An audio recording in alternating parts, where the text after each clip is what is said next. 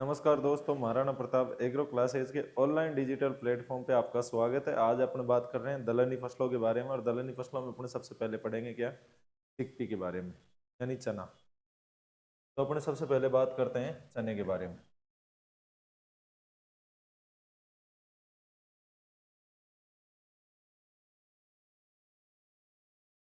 Chickpea, देखिए इसके बारे में अपन पूरी जानकारी इकट्ठा करते हैं।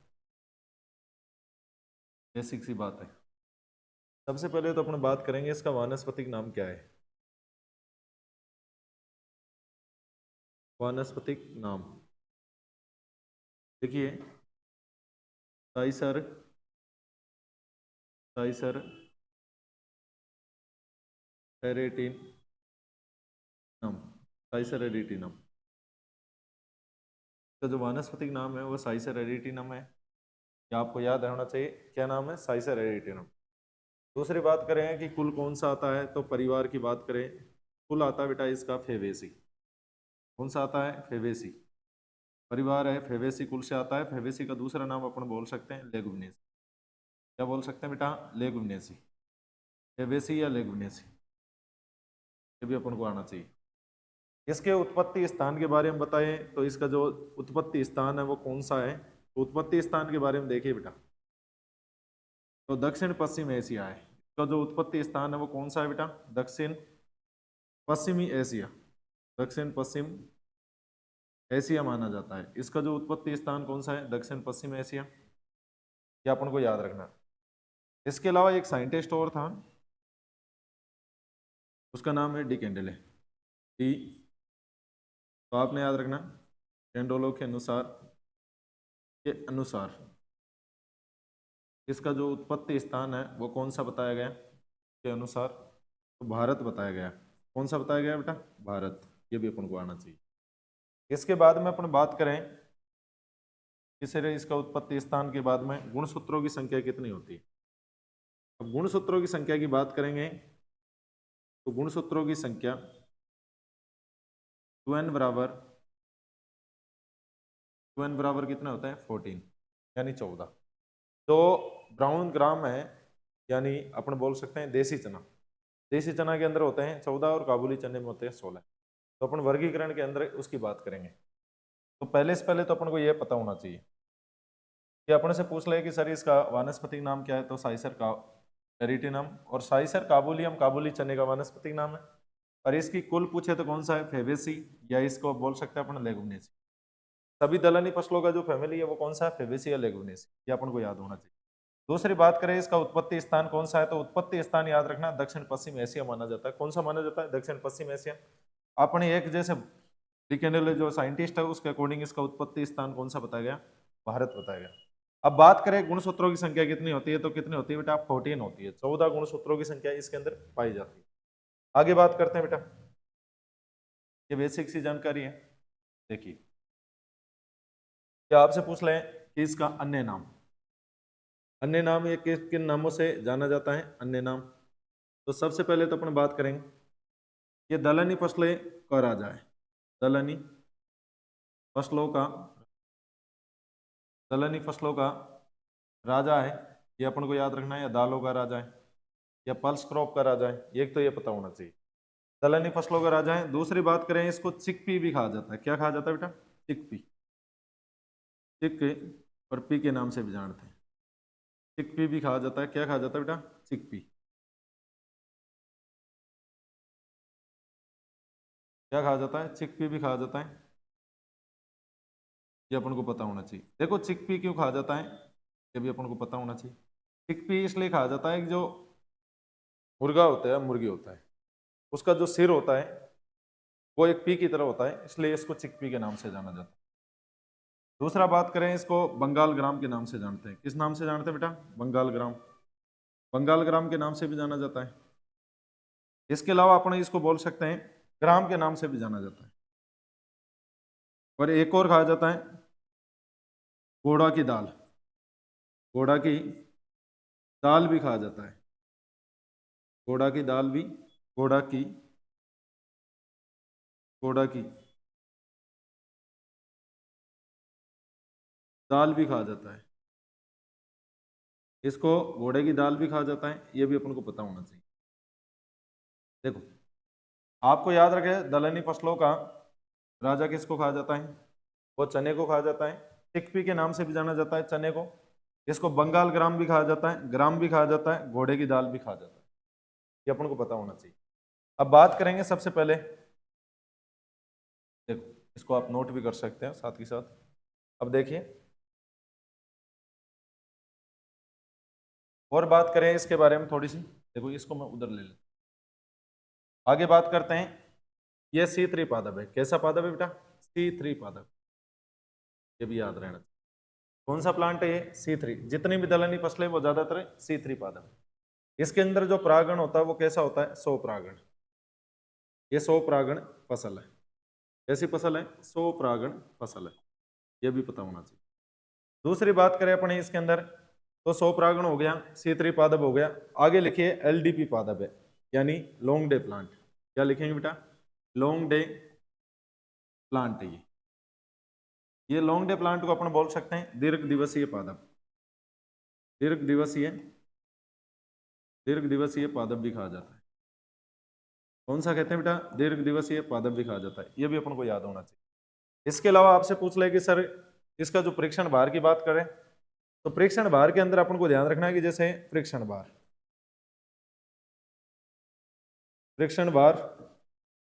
यानी इसको बोल सकते हैं अपन टेस्ट वेट। 1000 सीट, जो वजन होता है 1000 बीजों की संख्या का जो वजन होता है उसको टेस्ट वेट कहते हैं। अब इसके बाद में अपन बात करें कि सर 2 प्रकार का होता है। एक तो देसी चना।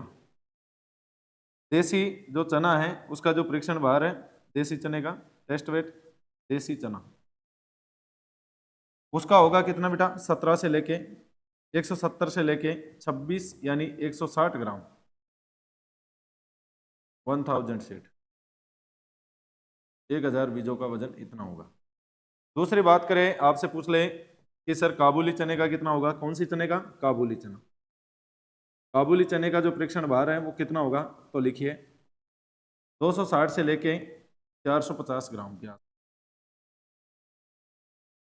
1000 सीट, 1000 बीजों का परीक्षण भार इतना आएगा।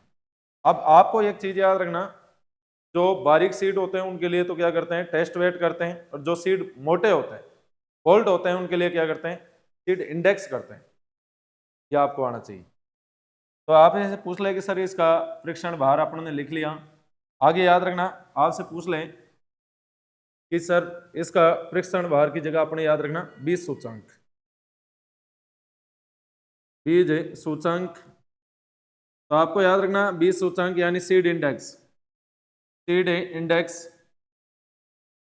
सीड इंडेक्स की बात करते हैं तो सीड इंडेक्स किया जाता है मोटे बीजों के लिए। मोटे बीजों के लिए सीड इंडेक्स किसके लिए करते हैं? मोटे बीजों के लिए। अब याद रखना जिनकी सीडों की साइज मोटी होती है उनके लिए सीड इंडेक्स करते हैं। और इसका जो वजन होगा वो कितना आएगा? 100 बीजों की संख्या का वजन। 100 बीजों की संख्याओं का वजन, संख्याओं का वजन, ये अपन को याद रहना है। अब बात करते हैं सबसे पहले देसी चने की। देसी जो चना होता है, देसी चने का पूछे तो कितना होगा? 17 से लेके 26 ग्राम। कितना होगा बेटा? 17 से लेके 26 ग्राम। कितना होगा बेटा? 17 से लेके 26 ग्राम होगा। ये भी याद होना चाहिए। दूसरा पूछा है सर काबुली चने का कितना होगा? तो काबुली चने का बता देता हूं बेटा। काबुली चने का जो होगा वो याद रखना 26 ग्राम से अधिक। 26 ग्राम से अधिक, ये भी याद रखना चाहिए। देखो ये अपन को सीड इंडेक्स भी हो गया और टेस्ट वेट भी याद हो गया। इन दोनों को ऐसे याद रखना है।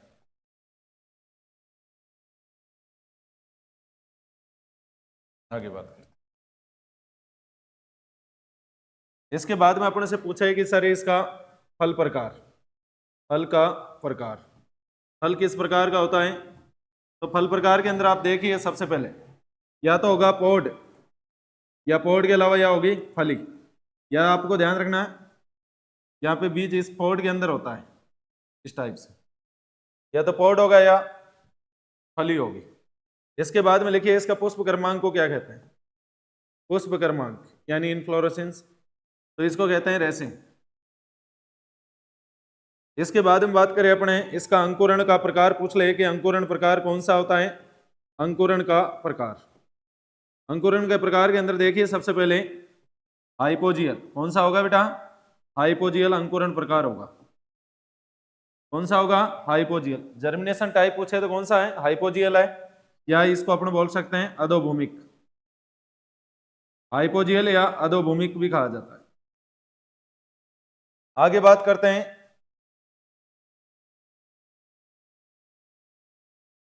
देखिए जो इसके अंदर विटामिन है वो कौन सी पाई जाती है, तो विटामिन सी पाई जाती है। कौन सी पाई जाती है, विटामिन सी। और विटामिन सी स्कर्वी का रोगों को मुक्त करती है, स्कर्वी रोग। और आपको याद रखना कौन सी विटामिन पाई जाती है दालों के अंदर, विटामिन सी पाई जाती है अंकुरित दाल के अंदर। आप बात करें इसके अंदर सर प्रोटीन की मात्रा कितनी होती है, तो लिखिए प्रोटीन की मात्रा, तो प्रोटीन की मात्रा 21% होती है, 21% प्रोटीन होती है। इसके बाद में लिखिए कार्बोहाइड्रेट की मात्रा, कार्बोहाइड्रेट कितना होता है, तो लिखिए कार्बोहाइड्रेट की मात्रा होती है 60%। कितनी होती है बेटा, 60% कार्बोहाइड्रेट। इसके अलावा लिखिए वसा की मात्रा, वसा होती है 4%। देखिए अपन बात किया सबसे पहले फल प्रकार, फल प्रकार के अंदर सबसे पहले पूछे तो कौन सा है, या तो होगा पौध या होगी फली। आपको याद रखना है इसके जो पुष्प क्रमांक है उसको क्या कहते हैं, रेसिम। क्या कहते हैं बेटा, रेसिम। और इसका अंकुरण प्रकार कौन सा होता है, हाइपोजियल या अधोभूमिक। आपको एक याद रखना, आपको एक पॉइंट बता देता हूं, सभी रवि की दलहनी फसलों का, रवि की सभी दलहनी, रवि की सभी दलहनी फसलों का, फसलों का अंकुरण प्रकार, अंकुरण प्रकार वो कौन सा होता है, हाइपोजियल। कौन सा होता है, हाइपोजियल होता है। एक अपवाद है, अपवाद कौन है, राजमा, इसका एपीजीएल हो जाता है। कौन सा हो जाता है, एपीजीएल। यह आपको याद रखना है, कौन सा हो जाता है बेटा, एपीजीएल हो जाता है।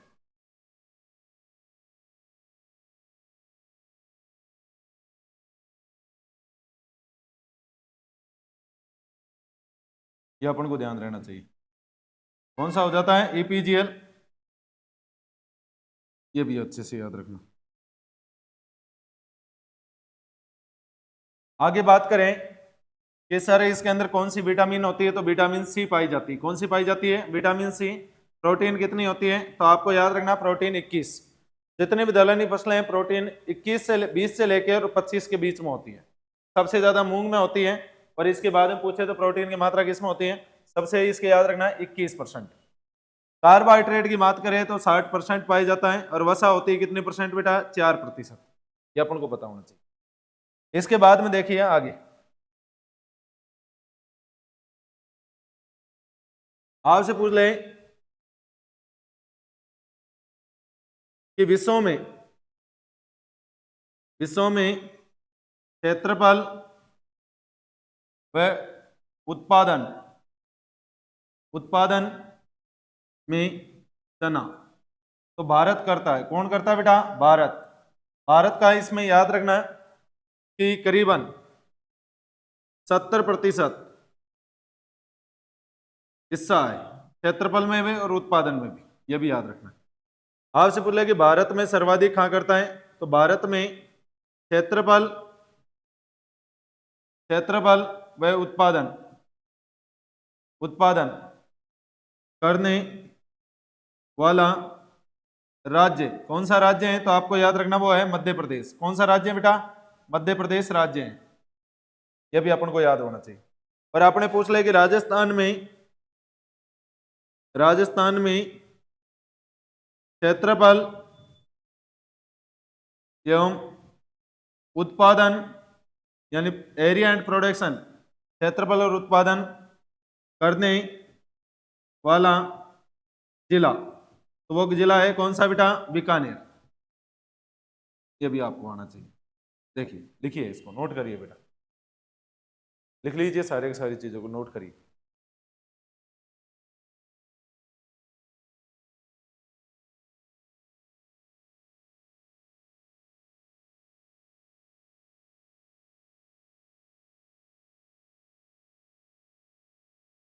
एक चीज और लिखिए स्टार लगा के, तो उसके क्षेत्र की दलहनी फसल है, तो उसके क्षेत्र की फसल है। दूसरा एक और पॉइंट लिखिए, चने की फसल में, चने की फसल में बीज सैया, बीज सैया, बीज सैया तैयार करने की आवश्यकता आवश्यकता नहीं होती है। ये भी आप याद रखें।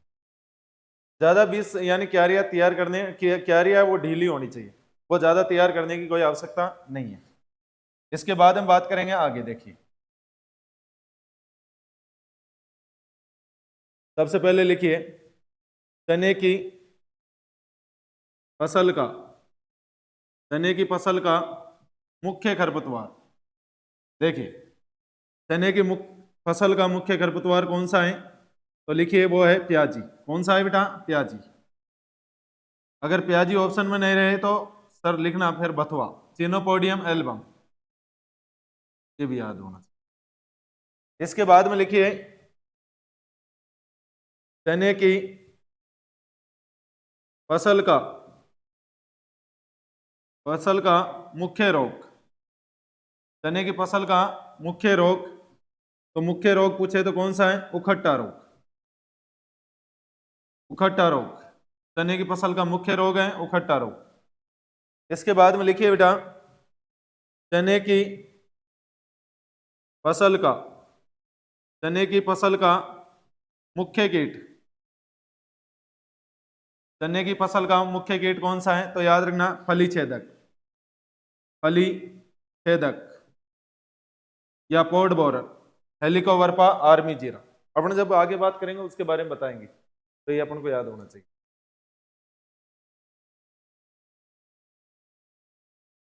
मुख्य कीट, ये भी याद होना चाहिए सबको। लिखिए इसको भी आप नोट करिए। देखिए एक और लिखिए स्टार लगा के, दलहनी दलहनी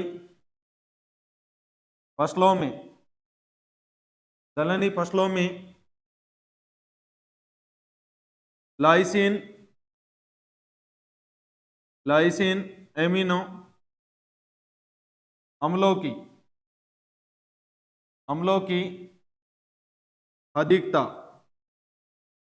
अधिकता पाई जाती है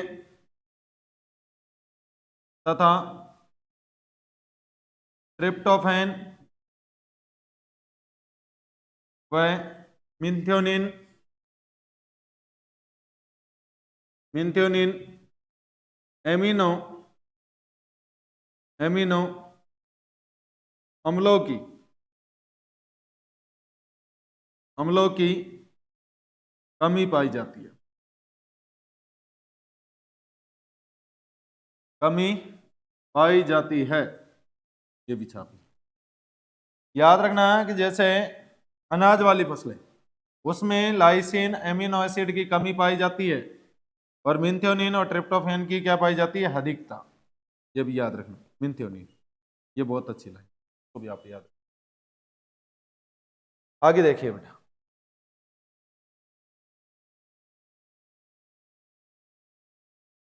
इसको भी आप नोट कर दीजिए। इसके बाद में देखिए, चने की, चने की पत्तियों में, चने की पत्तियों में पाया जाने वाला, पाया जाने वाला एसिड। आपको एक तो याद रखना है इसके अंदर पाया जाता है ऑक्जेलिक एसिड, ऑक्जेलिक एसिड है, और दूसरा पाया जाता है मेलिक एसिड। मेलिक एसिड, और देखो मेलिक एसिड पाया जाता है 90 से लेके 96%, जिसके कारण खारापन आता है, अपने पैरों के अंदर वगैरह खुजली चलने लगती है। तो ये 4 से लेके 10%, ये भी याद रखना खारापन, ये भी नोट करिए। चने की पत्तियों में पाए जाने वाला खारापन या पाए जाने वाला स्वाद इसी के कारण आता है। इसमें ऑक्जेलिक एसिड और मेलिक एसिड दोनों एसिड इसी के अंदर प्रेजेंट होता है, सबसे ज्यादा मेलिक एसिड और सबसे कम मात्रा में ऑक्जेलिक एसिड। लिखिए इसको, नोट करिए।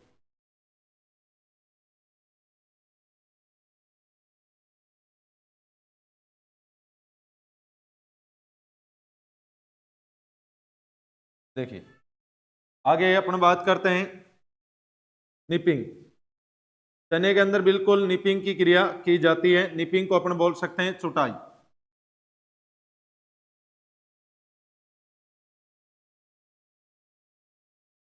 निपिंग को अपन क्या कह सकते हैं, चुटाई। और ये आपको देखो, सबसे पहले पादप की आपको ध्यान रखना है कि जब पादप की हाइट, पादप की ऊंचाई कितनी होनी चाहिए, जब करनी चाहिए 20 से 25 सेंटीमीटर, 20 से 25 सेंटीमीटर जब करनी चाहिए। आपको पूछे बुआई के कितने दिन बाद, तो बुआई के लिखो, बुआई के 40 से 45 दिन बाद, डे आफ्टर ऑफ सोइंग जब करनी चाहिए। सर किसके द्वारा करें, तो आप पशुओं के द्वारा भी कर सकते हैं, पशुओं के द्वारा। पशुओं में आपको ध्यान रखना है किसके द्वारा करनी है, तो भेड़ के द्वारा, यानी कि गाय भैंस के द्वारा नहीं कर सकते, भेड़ के द्वारा कर सकते हैं। आपको पूछे कि सर रसायन कौन सा यूज करें, तो रसायन के अंदर आपको याद रखना है कि टिब्बा, ये टिब्बा है, इसका प्रयोग कर सकते हो आप। टिब्बा @75 ppm। और ये टिब्बा है वो क्या है, एक तरह से पादप हार्मोन है। क्या है बेटा, पादप हार्मोन है। ऑक्सिन, कौन सा हार्मोन है, ऑक्सिन पादप हार्मोन है, लिख लीजिए उसको। इसके अलावा आप याद रखिए एक और साइको सेल का भी प्रयोग कर सकते हैं, ये भी लिख लीजिए। सर इससे क्या होता है निपिंग करने से, तो आपको बता देता हूं निपिंग के बारे में 2 पॉइंट। एक देखिए,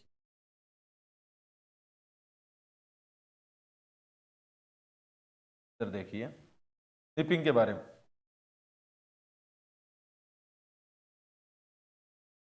पादप की जो देखो पार्श्व शाखा वर्दी, शाखाओं की वर्दी बढ़ाने हेतु, यानी प्लांट की शाखा को बढ़ाने के लिए यह क्रिया की जाती है। मतलब कहने का मतलब पादप की शाखा बढ़ाने के लिए क्रिया करते हैं, तो यह मुख्य पॉइंट से याद रखना। यानी पौधे को सीधा बढ़ रहा है, उसको बढ़ाने से और साइडों के अंदर ब्रांच है, यानी शाखा की संख्या बढ़ेगी। शाखा की संख्या बढ़ेगी तो अपन को पता है क्या होगा, कि पौधों की संख्या यानी फलियों की संख्या बढ़ेगी। ये अपन को याद रखना है, इसलिए करते हैं। मेन शाखा को तोड़ा जाता है इसके अंदर, याद रखना है। इससे क्या होगा, उत्पादन में वृद्धि। क्या होगा बेटा, उत्पादन में वृद्धि,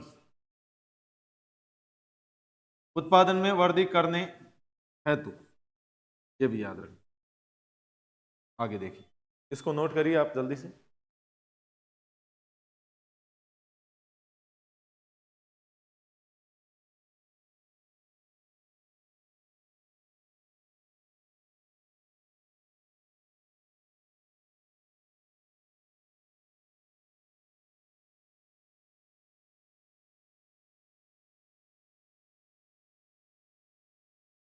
एक और देखिए,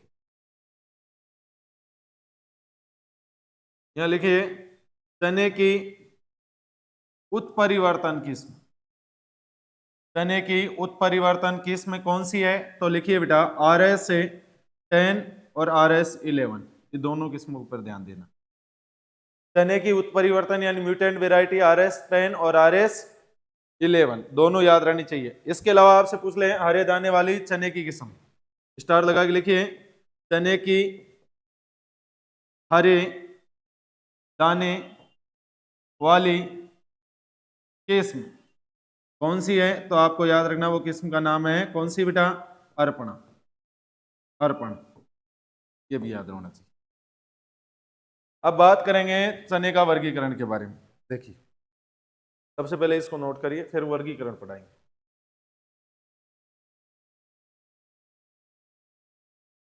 देखिए,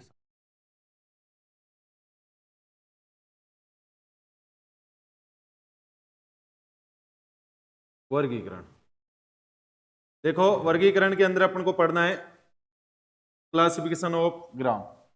अब क्लासिफिकेशन में अपने सबसे पहले पढ़ेंगे देसी चना। देसी चना, देखिए देसी चने का जो वानस्पतिक नाम है, बॉटनिकल नेम है, वो भी क्या नाम है? साइसर काबुलियम। क्या नाम है बेटा? साइसर एरिटिनम। ये तो है, सॉरी, साइसर एरिटिनम, काबुलियम नहीं, साइसर एरिटिनम। ये तो हो गया इसका। दूसरी बात करें, ये इतनी बात हुई। इसका जो उत्पत्ति स्थान है, ओरिजिन प्लेस, वो कौन सा है? तो याद रखना दक्षिण पश्चिम एशिया। कौन सा है बेटा? दक्षिण पश्चिमी एशिया। देखिए, नोट करते जाइए। अब इधर बात करते हैं अपन कौन से चने के बारे में? काबुली चना। यहां लिख देता, काबुली चना। दोनों में अंतर बताना अपन को। इसका जो बॉटनिकल नेम है वो क्या नाम है? साइसर काबुलियम। क्या नाम है? साइसर काबुलियम। साइसर काबुलियम इसका बॉटनिकल नेम है। इसके बाद हम पूछेंगे कि इसका उत्पत्ति स्थान कौन सा है, तो अपन को पता है काबुल किसकी राजधानी है? अफगानिस्तान। तो ऐसे याद रखना काबुल, और काबुल को रखना और इसमें लिखना अफगानिस्तान। ये भी बात समझ में आ गई। देखिए, इसके बाद हम बात करेंगे तीसरा पॉइंट, क्रोमोसोम नंबर कितने होते हैं? तो इसमें होते हैं 14, और इसमें कितने होंगे बेटा? देखो 1 2 और ये 3 number chromosome number. Chromosome number यहां हो जाएंगे कितने? 16। कितने हो जाएंगे बेटा? 16। आगे बात करते हैं। देखो इसका जो परीक्षण भार है, देखिए चौथा पॉइंट लिखिए, इसका जो टेस्ट वेट है वो कितना होगा? यानी इसका परीक्षण भार बोल सकते हैं इसको। तो इसका जो परीक्षण भार होगा वो कितना होगा? 17 से लेके 20 ग्राम। और यहां पे लिखना है इसका टेस्ट वेट कितना हो जाएगा? तो लिखिए 26 ग्राम से अधिक। देखिए, इसके बाद में लिखिए पांचवा पॉइंट, काला चना। काला चना, या इसको बोल सकते हैं अपने ब्लैक ग्राम। ब्राउन चना, ब्राउन ब्राउन ग्राम, ब्राउन चना। इसको अपन बोलेंगे क्या बेटा? व्हाइट चना। व्हाइट यानी सफेद चना। ये भी लिखिए। छठा पॉइंट की बात करें, एक और डिफरेंट देख लीजिए, मिनिमम इसकी जो बीज दर है वो लेते हैं कितनी? 60 से 80 केजी। और इसकी कितनी? 60 से 80 केजी। और इसकी लेंगे अपन बीज दर की बात करें तो ये लेंगे कितने बेटा? 80 से लेके 100 केजी प्रति हेक्टेयर।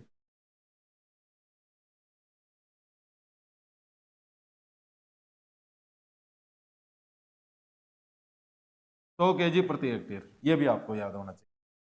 ये अपन को जो डिफरेंट है वो मुख्य मुख्य से याद रखना बीज दर।